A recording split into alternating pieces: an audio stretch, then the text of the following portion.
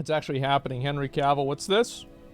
For 30 years, I've dreamt of seeing a Warhammer universe in live action. Now, after 22 years of experience in this industry, I finally feel that I have the skill set and experience to guide a Warhammer cinematic universe to life. Partnering with Natalie Viscuso at Vertigo has been a blessing beyond words. Without her, we might not have found a perfect home at Amazon.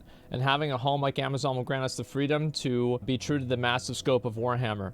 To all the Warhammer fans out there, I promise to respect this IP that we love. It's gonna be different than The Witcher this time. I promise to bring you something familiar, and I endeavor to bring you something fantastic that is, as of yet, unseen.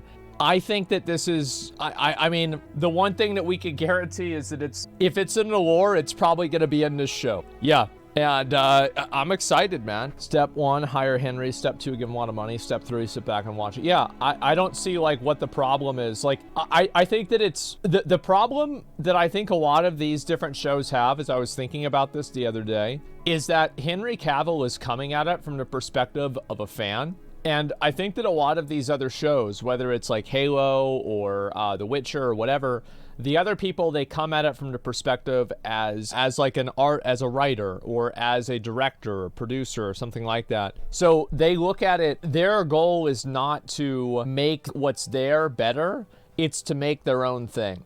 And I think that's really what the problem is. And I think that's why people are positive about Henry Cavill, like, you know, whether it was him doing The Witcher or him doing Warhammer 40K, is that he's looking at it through the eyes of a fan rather than through the eyes of a director or through the eyes of a, you know, showrunner or producer or something like that. Like, it's a big W for anybody who cares about having their favorite show or their favorite, like, fantasy universe being put on the big screen, because they know that it's going to be done in a way that's authentic. A lot of these, you know, the fantasy universes, etc., they don't deal with, you know, happy, feel-good things all the time.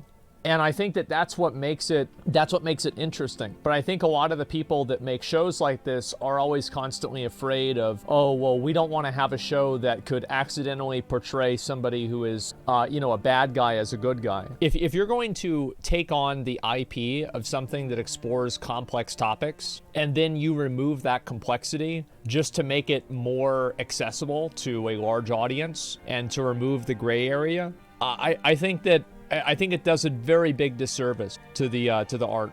Henry Cavill needs to commission Christopher Nolan for the Warhammer series. I don't know what the best, like, if I think of style, I don't know, I'll be honest, like, I'd want to see like a Zack Snyder Warhammer universe.